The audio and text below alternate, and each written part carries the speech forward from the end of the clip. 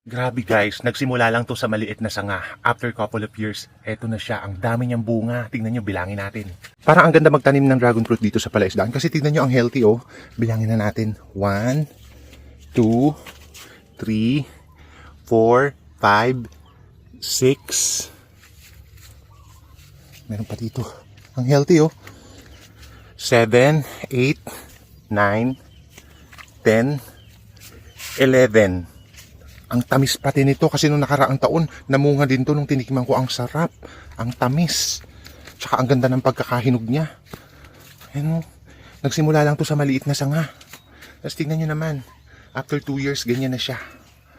Oh, ay, pang 3 years na pala ngayon kasi nung nakaraan pang 2 years. Oh. Ano kaya taniman ko yung buong pilapil ano? Taniman ko yung paligid, siguro ang dami. Why not, 'di ba? At least there's something to look forward to. O, 'di ba?